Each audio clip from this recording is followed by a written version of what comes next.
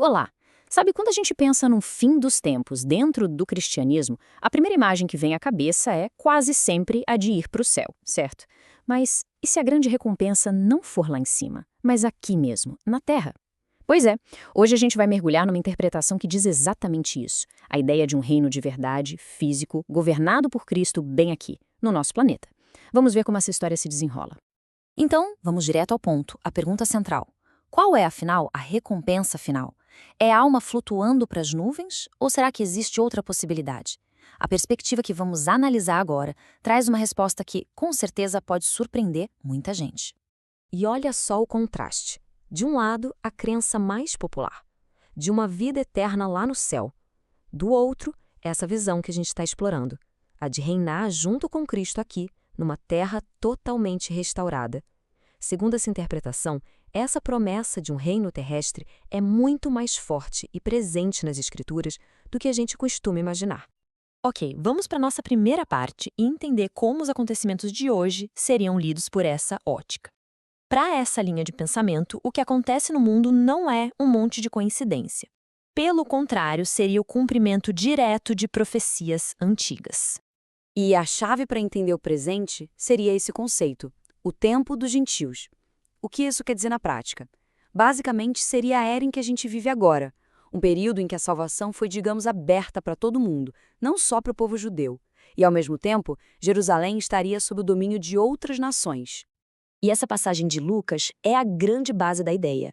O domínio de Jerusalém por não-judeus é visto como um tipo de relógio profético, um sinal que precisa acontecer antes da próxima fase do plano divino.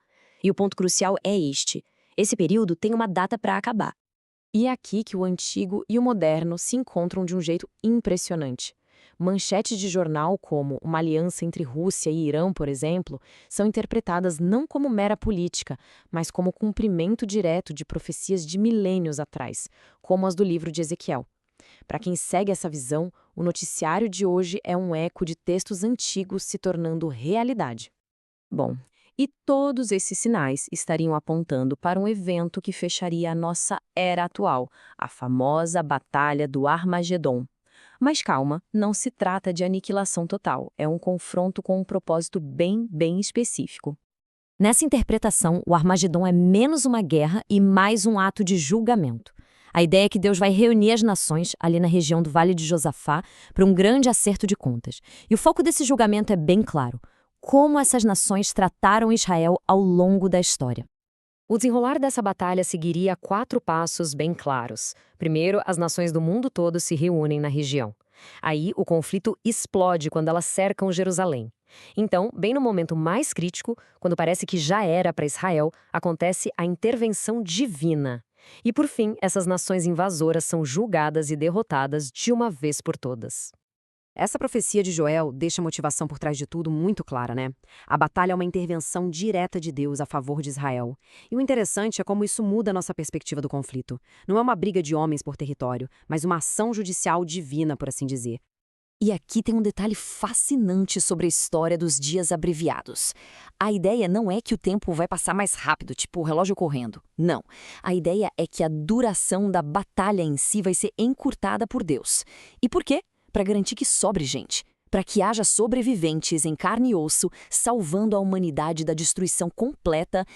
E isso nos leva à pergunta mais importante dessa análise toda. Se a destruição não vai ser total, quem exatamente sobrevive a tudo isso?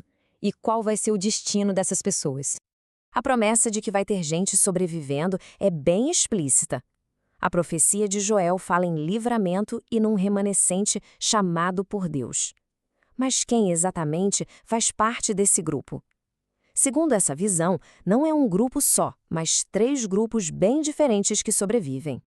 E esses 3 grupos são: primeiro, a igreja, que seria ressuscitada para reinar junto com Cristo. Segundo, o tal remanescente de Israel, ou seja, os judeus que sobrevivem à batalha e que vão ter um papel de liderança espiritual. E terceiro, pessoas de várias outras nações que também sobrevivem e que, nesse novo reino, vão aprender a lei de Deus. Certo, a batalha passou. E aí? Bom, aí começa uma era completamente nova. Vamos avançar e ver como esse período de paz e governo divino, conhecido como o milênio, é descrito. O milênio aqui é apresentado como um período literal de 1000 anos. Não é uma metáfora, não é um símbolo, são 1000 anos mesmo, de verdade. É um tempo de paz na Terra, com 2 mudanças gigantescas, Cristo governando fisicamente a partir de Jerusalém e Satanás preso, sem poder para enganar as nações. E é importante dizer que essa visão literal é bem diferente de outras interpretações famosas. Enquanto a visão agustiana, por exemplo, enxerga o milênio como algo simbólico e a adventista descreve uma terra vazia e desolada, a perspectiva que a gente está analisando fala de uma terra cheia de vida, habitada por todos aqueles sobreviventes da batalha.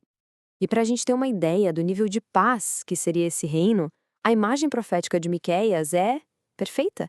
É um tempo de paz tão profunda, tão completa, que as próprias ferramentas de guerra seriam transformadas em ferramentas de agricultura. A humanidade literalmente desaprenderia a guerrear. Nessa nova ordem mundial, Jerusalém se torna a capital política e espiritual do planeta. As nações que sobreviveram viriam até lá para aprender a lei de Deus, criando um governo mundial baseado em princípios divinos, que se espalhariam a partir de Sião para o resto do mundo. E assim a gente chega ao final da nossa análise, mas com uma questão que fica no ar para a gente pensar. Independentemente da crença de cada um, como é que uma visão de futuro tão detalhada e específica como essa acaba influenciando o jeito que as pessoas vivem, agem e interpretam o mundo hoje? A resposta para isso, com certeza, revela muito sobre a poderosa conexão entre aquilo que se acredita e aquilo que se faz.